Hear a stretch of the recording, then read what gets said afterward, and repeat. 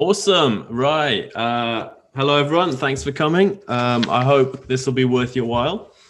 I did put the handout in the chat that went to everyone. So if you manage to open that, you can refer to it as we talk as well. And I'm just going to share my slides now. Hopefully, I'm not really a Zoom master. I've tried to avoid it while teaching and so on. So hopefully this will go okay. So hopefully you can see me as well as the slides. Is that okay? Have a thumbs up from the people. Is that working? Yeah, awesome. Thanks. Okay, so this is what we're going to talk about today. I do have like 4 pages of questions as well, which I'm hoping we'll get to.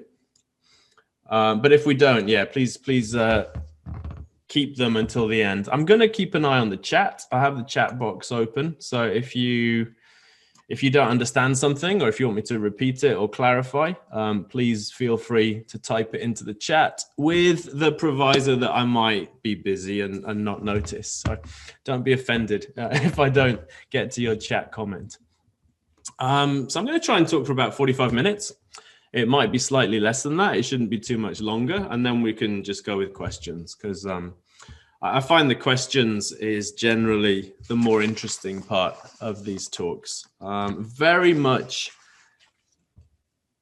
Right. So yeah. I guess we can, Fukui JALT maybe can post it. I don't mind posting it online later on. Yeah.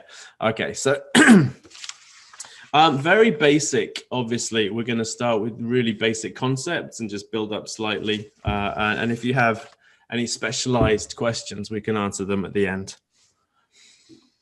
Okay, so the basics of personal finance are incredibly simple. Basically, you want to earn as much as possible, spend as little as possible while still having a nice life, and save the difference. And then if you can invest some of those savings, that will supercharge your net worth, as it were, so that your money is making money for you. Pretty simple stuff.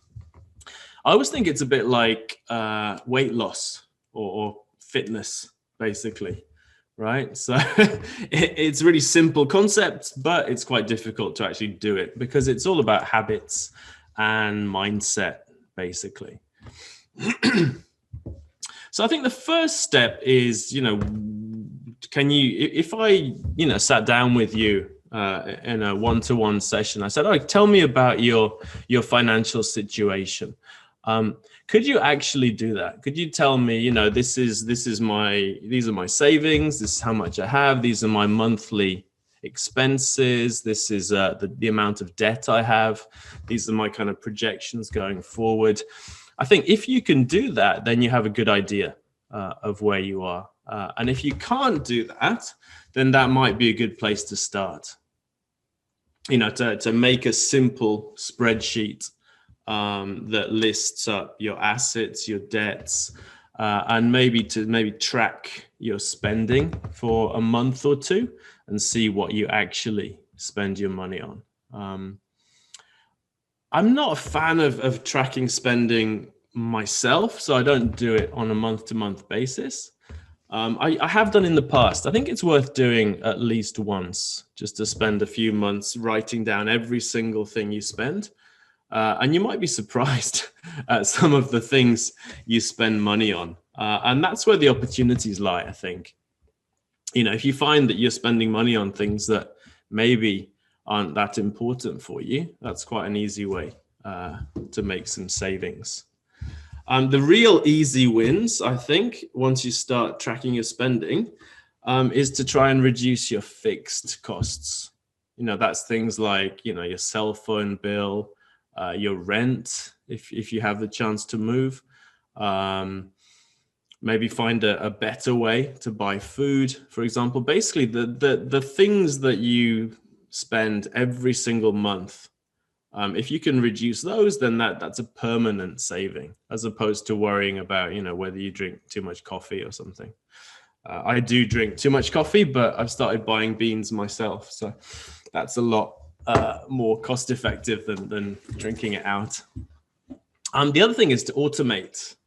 And that can be things like setting up automatic payments, but it's also things like just having a rule. So on payday, I take some money out and I move it somewhere else. And then, in my mind, it's not my money anymore. It's gone. Once you get used to that, it's quite easy to continue. Saving rate is probably the most important number. So the percentage of your income that you save is going to give the best picture of how healthy your finances are. Obviously, the more you're saving is the better. And the important thing about saving rate is that it's not your total income that matters. It's the amount that you need, right? So, you might look at someone like Johnny Depp, who made a fortune and managed to spend it all. It doesn't matter how much your income is if you don't hold on to any of it. And, we always hear stories about, the janitor that, saved and invested his whole life and then gave, $30 million to the school they worked at. And that's the flip side of that, right? You save a large amount of your income. So that one number there is very, very important. Obviously, once you start saving, before even thinking about investing and so on, it's important to have an emergency fund. So this is money that you have set aside for emergencies, ideally in cash. It doesn't have to be under the bed, but in a bank account, somewhere you can get it easily. And this is money that is for unforeseen problems. So it's not really for taking a holiday or paying for the shaken or anything that you might have predicted. Anything predictable shouldn't really be emergency. But, this is things like, my boiler broke and I have to pay 150,000 yen before I can have a hot shower. Or, I had a car accident. I had a minor car accident last year where someone hit me and ran off. And it wasn't quite worth claiming on the insurance. I did the numbers. You can actually ask the insurance companies to do the numbers for you. And it turned out not being quite worth it, but still cost something like 90,000 yen. So this is what the emergency fund's for, right? It's to cover those unexpected expenses. And a big question always is, how much emergency fund do you need? And the answer is, it depends. I'm going to be really annoying during this talk and the questions because pretty much everything depends on you, your circumstances and your situation, basically. So for the emergency fund, if you have a fairly stable job, you're a tenured, associate professor at university, then you're likely not to need as large an emergency fund, right? If you're a freelance designer who has random clients each month, then you need a larger emergency fund. If you've got a big family, you probably need more money. If you're single, probably less, and so on. So it very much depends on that. Right. I wonder how many Americans we have here today. Could you just put a quick thing in the chat? So just put yes in the chat if you're American. Whoo. Okay. Well, oh, yeah.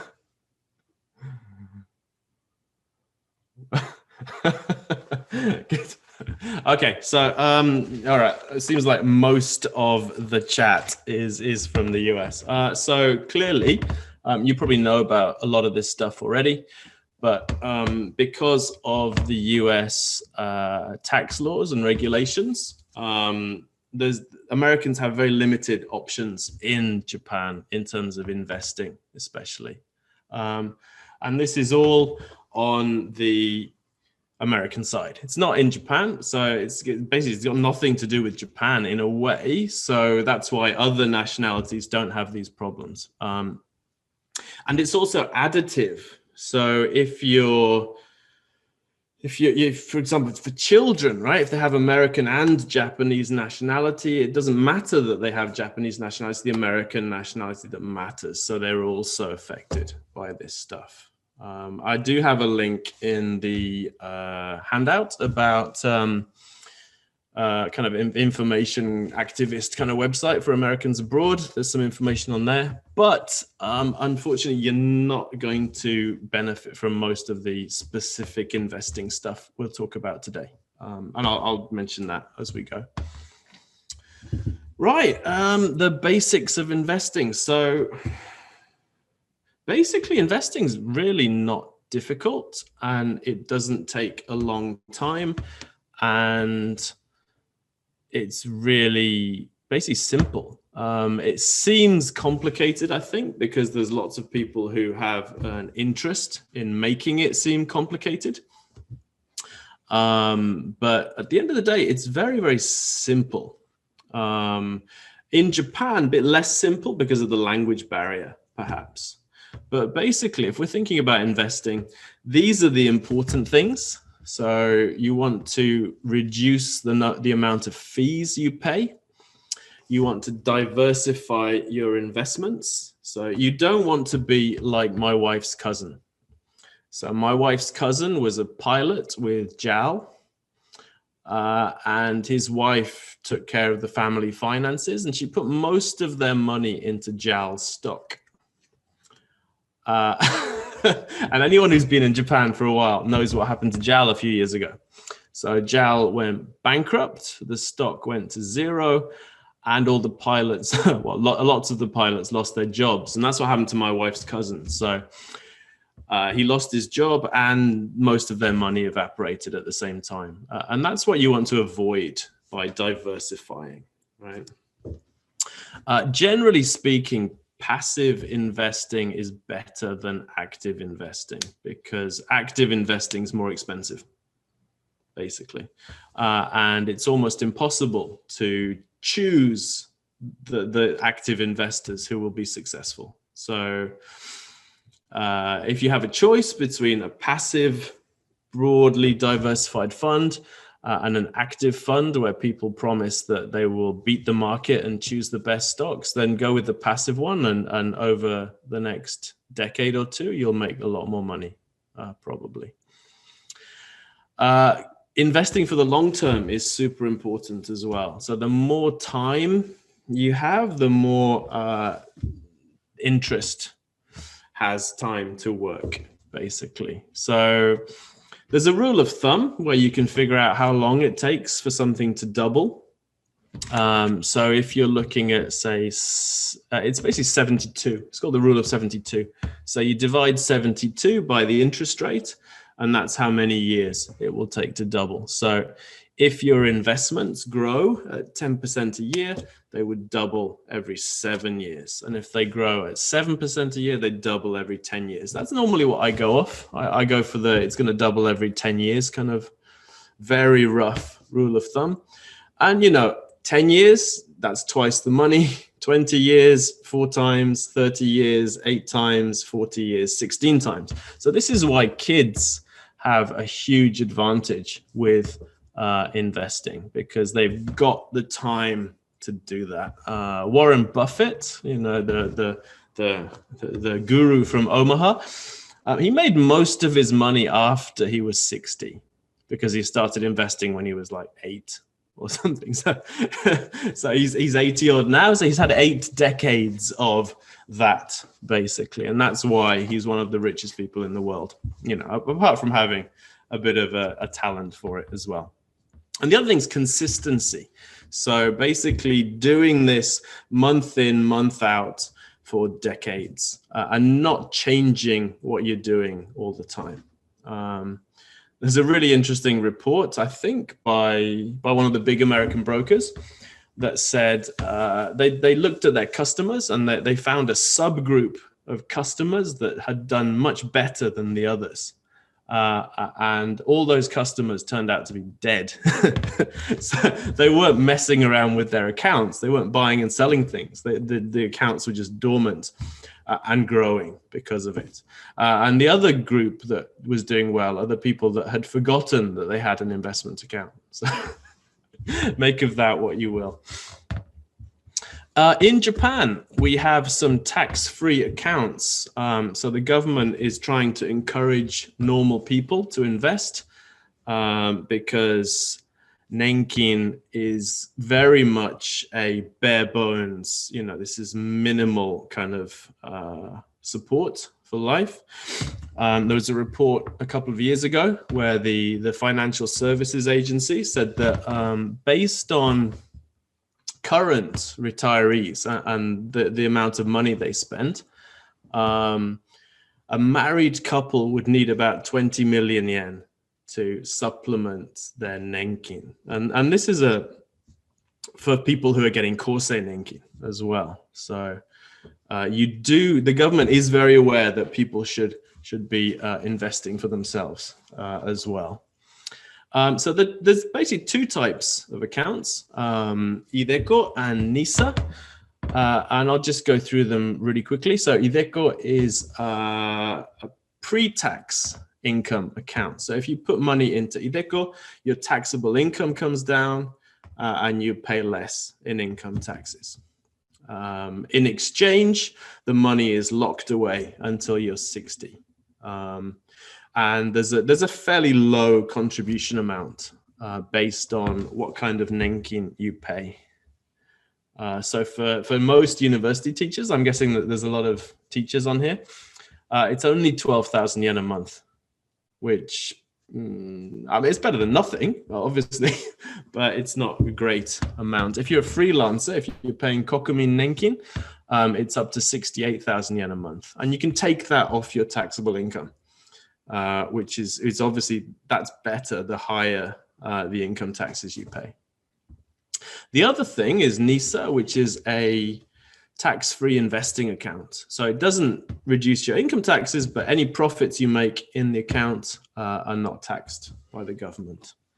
And there's three types, just to make it super confusing. So these are accounts that are supposed to encourage people to invest, but they're actually far too complicated for most people. So it's a real off-put.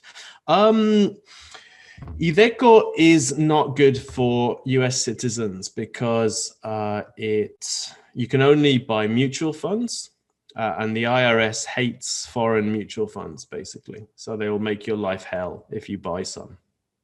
However, if you're slightly older, so if you're, say, in your 50s, and you're paying a lot of income tax, then Ideco might be good if you just keep the money in cash. So you can have an Ideco account and just keep the money in cash in there. So you get the tax saving, but no investment. And then when you're 60, you get your cash back. So that might be worth thinking about for Americans as well. If you're a lot younger, though, obviously inflation over time is going to kill your cash. So it's not such a great option. NISA, the problem is, so you can't buy mutual funds if you're American in Japan. You can't buy ETFs. And most brokers won't let you buy American investments either. So you can buy single Japanese shares, but that's a bit more difficult, right? Most people don't really want to worry about researching single Japanese stocks. So, yeah. So you can use NISA, but it's not ideal. So these three types of NISA. Ordinary NISA is basically you can buy anything in there, and you can put in up to 1.2 million yen a year. Tsumitate NISA, it's got a much lower limit, but it's tax-free for longer. So the ordinary NISA is tax-free for 5 years. Tsumitate NISA is tax-free for 20 years. And you can pay in up to 400,000 yen. However, only mutual funds. So again, not good for US citizens.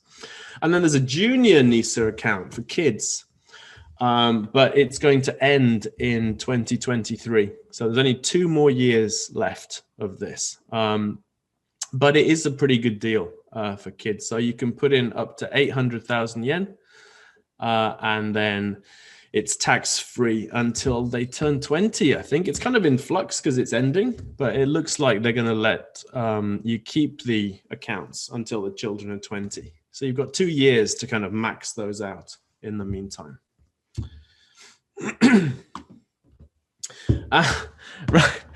So yeah, I mean, obviously, you as a US citizen, you have to declare your income and do a tax return. So if you want to lie to the IRS, then that's on you. There is a lot of tax information sharing now. So the OECD brought in a tax information sharing treaty. So Japan can access people's bank accounts abroad and vice versa. Although I think the US didn't join that. So there you go. Okay, once you have maxed out your tax-free accounts because you're an amazing saver and investor, right? So you've maxed out Iveco, you've maxed out NISA, and you want to continue investing, that's when you can just use an ordinary investment account. So you have to pay tax on this, but the way Japan has these set up, you can choose this tax reporting and deducting option, which means that your broker will calculate your taxes and pay your taxes for you. And you don't have to do any paperwork whatsoever. You don't even have to report it. And this means that you get taxed at capital gains rates, so at 20% rather than your income tax level. So this is a fantastic option for normal people. So if you're going to use an ordinary broker account, make sure it's one of these tax reporting and deducting ones. People are asking about brokers. So if you're investing in Japan, I do recommend using an online broker rather than a bank. There's a few reasons for that. One is the fees tend to be lower. The range of products tends to be bigger. Quite importantly, the broker is not going to call you up and try and sell you stuff, which banks sometimes do, because banks obviously have all your information. So they're like, oh, this person has money. Let's try and take some of it by trying to sell them something. So the brokers won't do that. So these are the 4 big kind of online brokers. They're very similar. I have accounts with Rakuten, Monex, and SBI, and they're basically the same. The interface is different, but they've got the same products, more or less. However, if you want to use a Japanese broker, you have to do it in Japanese. And opening the account can sometimes be a problem, particularly with SBI. They seem to be quite strict about Japanese language requirements. So generally Rakuten seems to be the most user-friendly if your Japanese isn't fantastic. Once the account's open, it's a normal broker account kind of screen. Once you figure out the 3 buttons that you need, it's pretty easy to use. So the language barrier isn't that big once you have the account open. It's opening it that's the problem. Now, the blue one, this Interactive Brokers, this is a US broker, but they're unusual in that they're happy to do business with people who are not in the US. So with non-resident US citizens and with foreign citizens. And so it's a good option if you want an English language broker, or if you're American and you can't invest in Japan. If you don't already have investment accounts in the States, it can be difficult to open new accounts. So Interactive Brokers is one option if you want to do that. Some people find that they prefer to go with another company if they can get an account open, though. Right, so just as a tangent, I guess, after all the investing stuff, with real estate, basically Japan's unusual in terms of real estate. You've probably noticed that, houses depreciate to 0 or even minus, which is not normal in other countries. So whether you buy or rent a home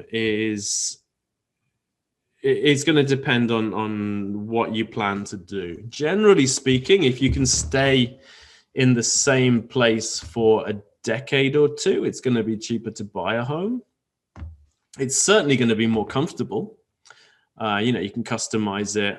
You can generally get better quality buildings. But if you're going to move frequently, then renting is much cheaper. So transaction costs in Japan are like 5 to 10% each time you buy or sell. So you don't want to be doing that too often, especially if the building's depreciating at the same time. If you get a mortgage and your building meets certain requirements, then you can get a very generous mortgage deduction for 10 to 13 years. I think the 13 years is just ending now. It came in as a temporary thing to make up for the sales tax increase. But yeah, that's an extremely attractive deduction. And of course, mortgages in Japan are very, very cheap. So my mortgage is a floating 0.5%, which is basically unheard of anywhere else. There are a few options to receive money to buy real estate. So your parents can give you money and it won't be subject to gift tax under certain circumstances. So that might be worth looking into if you have wealthy relatives or people who want to help. And then finally, there's becoming a landlord, right? So buying properties to rent out. It seems that in Japan, cash flow is the main benefit as well as depreciation. So people with high salaries, like doctors and lawyers and people, tend to like to buy rental properties because they can use the depreciation against their salary. Now, until this year, you could do that with properties abroad, which was a complete kind of loophole that allowed people to basically depreciate buildings in the US using the Japanese scale and basically pay no income tax whatsoever. So sadly, that's been closed now. So buying properties abroad is less attractive in that way. Insurance. So you might have noticed that Japan loves insurance. I think this is because lots of people in Japan are scared of investing, which I suspect comes from the bubble years, right? So lots of people got burned in the stock market then, and they spent their whole life telling their children not to invest, right?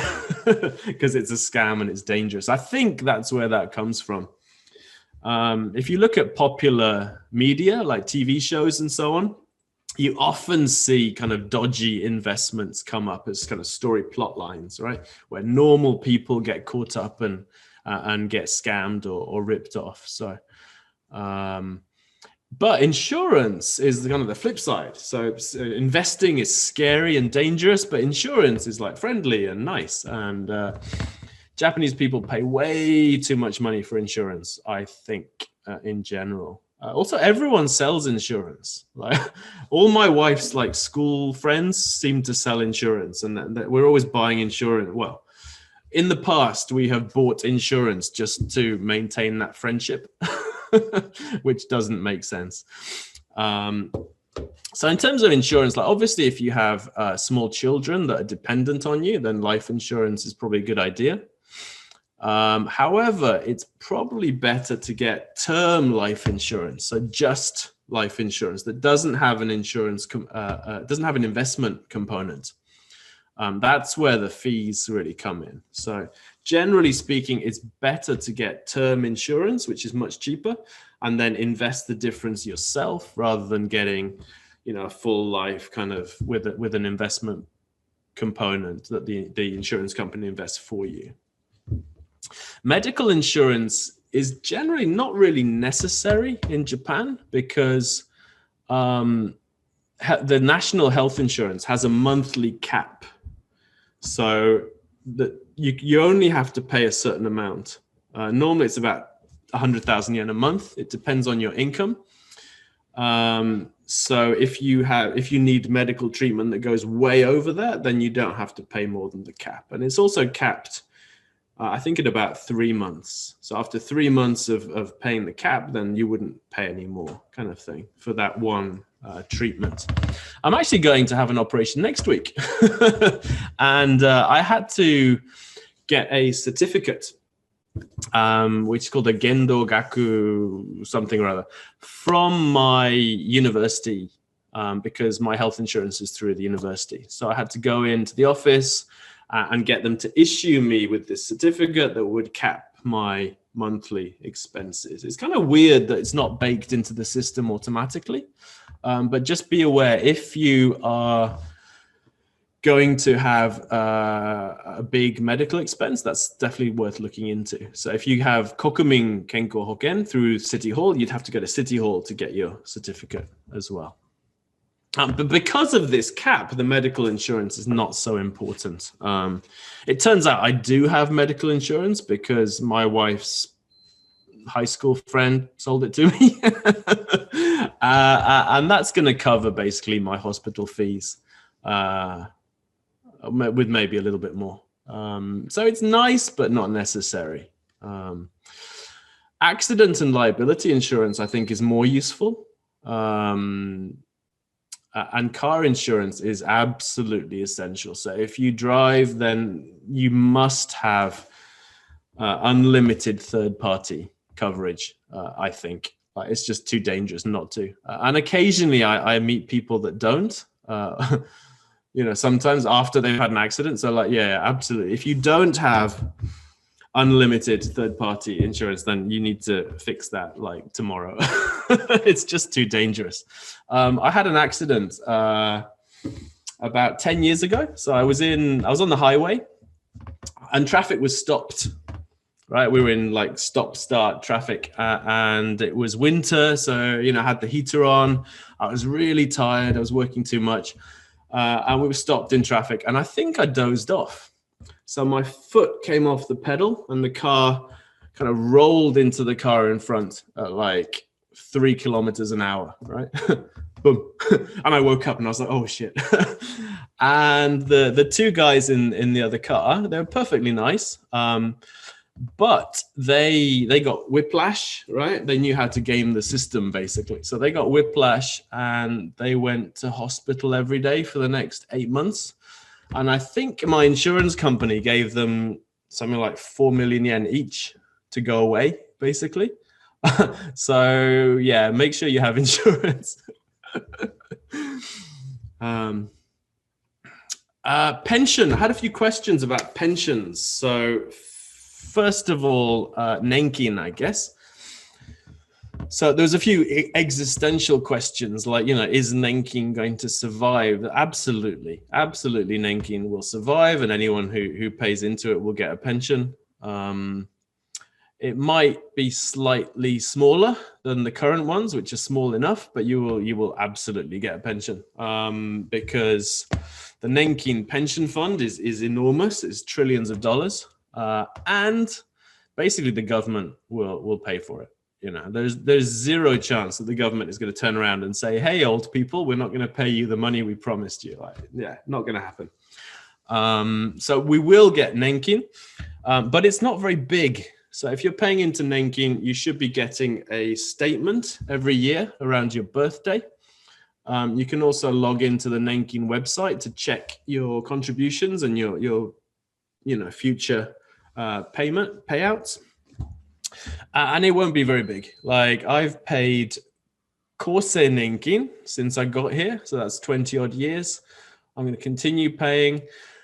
I suspect that between me and my wife, we'll get between 150 and 200,000 yen a month.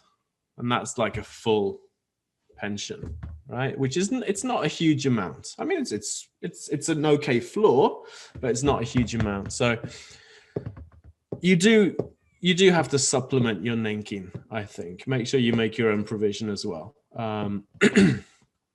There's two ways to boost Nenkin if you're paying Kokumin Nenkin. So if you're a freelancer or you don't have a main employer, or your main employer is not enrolling you for some reason, you can actually boost your Nenkin payments using these two systems. And these use the same tax allocation as iDeCo. So I think for US citizens, these are quite nice because you can't use Ideco, so you can use these instead. For anyone else, I would probably just go with Ideco rather than use these two. Kokumi Nenkin is the individual one, so you pay yourself through City Hall, and Kosei Nenkin is the company one. It's the salaryman pension, as it were. Basically, I look at Nenkin as diversification. So Nenkin is very different from stock market investments, right? Nenkin is a government guaranteed income. So it's much more valuable in a way than a stock market investment. So the way I look at it, we'll have an income floor from Nenkin that's pretty much guaranteed. And then on top of that, we'll try and, boost that income through our own investing as well. If you're from the UK or you've worked in the UK, you can pay into the UK pension on a voluntary basis from abroad. And currently this is incredibly cheap, and it's probably the best investment I know of. So if you're from the UK and you're not doing this, definitely look into it. And yeah, actually that's quite good timing. So I'm going to finish in a minute so we can move on to the questions. But I would just like to talk very quickly about financial advice.